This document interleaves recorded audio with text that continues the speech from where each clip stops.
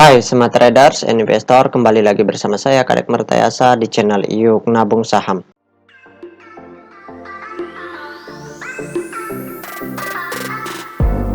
Nah, di episode kali ini kita akan membahas salah satu perusahaan yang direquest oleh Kops, kode sahamnya IRA, nama perusahaannya yaitu PT Itama Ranoraya Tbk. Oke, untuk mempersingkat waktu, langsung saja kita cek datanya di aplikasi iPod. Jika Anda menyukai konten-konten kami mengundang Anda untuk mengklik tombol like dan subscribe agar Anda mendapatkan video terbaru kami setiap minggunya. Nah, kemudian selanjutnya di sini kita ganti kode sahamnya IRA. Oh, ini sudah grafiknya IRA ya. Oke, nah, berdasarkan grafiknya, kalau kita lihat di sini, selama setahun terakhir, perusahaan PT Itama Ranoraya ini pernah menyentuh ke harga tertinggi di harga 2.250 per lembarnya. Kemudian terendahnya sekarang berada di harga Rp1.220 per lembar. Nah, sekarang kita ingin lihat apa yang dilakukan oleh investor besarnya selama beberapa minggu terakhir. Dari tanggal 1 Juli sampai dengan perdagangan hari ini di tanggal 19 Juli 2022. Jadi dari tanggal 1 Juli sampai dengan tanggal 19 Juli kita ingin lihat apa yang dilakukan oleh investor besarnya. Apakah mereka akumulasi di sini atau justru distribusi seperti itu? Oke, kita cek data broker summary-nya ya. Kita langsung saja klik kolom Broksum. Nah, selanjutnya di sini kita ganti kode sahamnya IRA. Kemudian tanggalnya kita ganti dari tanggal 01 Juli 2022 sampai dengan tanggal 19 Juli 2022. Oke, kita show.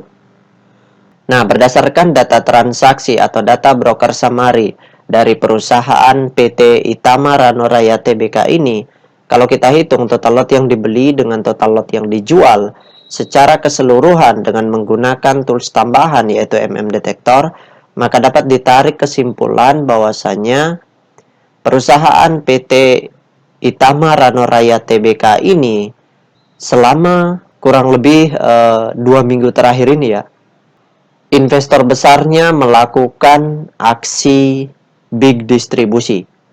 Jadi dari tanggal 1 sampai dengan tanggal 19 Juli itu investor besarnya di sini markup, setelah itu jualan.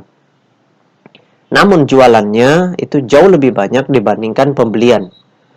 Sehingga di sini mereka diindikasi oleh Detektor bahwa mereka melakukan aksi big distribusi. Artinya jumlah penjualan yang mereka lakukan itu jauh lebih besar dibandingkan jumlah pembelian mereka ketika markup ini, seperti itu. Jadi kalau distribusinya terus berlanjut sampai bahkan masif distribusi, maka potensi harga sahamnya jatuh lebih dalam itu besar sekali, seperti itu. Namun tidak menutup kemungkinan juga di perdagangan esok hari itu investor besarnya justru merubah strategi mereka. Itu bisa saja terjadi. Malahan akumulasi, bisa saja seperti itu. Makanya tiap harinya kita harus pantau data broker summary-nya atau data transaksinya seperti itu. Oke, kita tutup data transaksinya. Nah, selanjutnya bagi rekan-rekan investor, jika ada yang ingin ditanyakan atau ada yang ingin di-request, silakan komen di kolom komentar. Untuk yang ingin bergabung di grup channel Telegram kami, silakan klik linknya ada di kolom deskripsi. Nah, selanjutnya kita cek data peta kepemilikannya.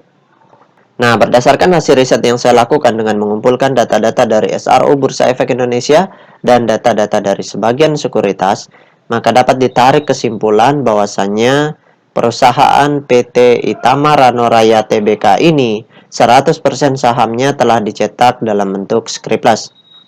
Nah, dari 100% saham yang beredar di publik, ternyata kepemilikan investor besarnya di sini sangat besar, yaitu 81,2%. Maka dari itu dapat disimpulkan bahwa perusahaan ini layak untuk investasi jangka panjang.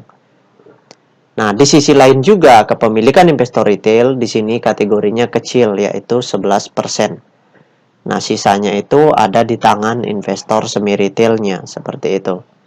Nah, jadi kalau kondisinya seperti ini, kesimpulannya perusahaan ini layak untuk investasi jangka panjang. Kemudian karena investor besarnya masih distribusi, sebaiknya kita tunggu mereka mengakumulasi, seperti itu. Kalau mereka sudah mengakumulasi, barulah kita membeli kembali perusahaan ini. Karena ini kategorinya sudah cukup murah nih, seperti itu. Namun kalau misalkan Anda yang ingin beli tanpa adanya akumulasi, silahkan. Tetapi gunakan strategi DCA atau Dollar Cross Averaging. Atau dalam bahasa sederhananya belinya nyicil-nyicil, seperti itu.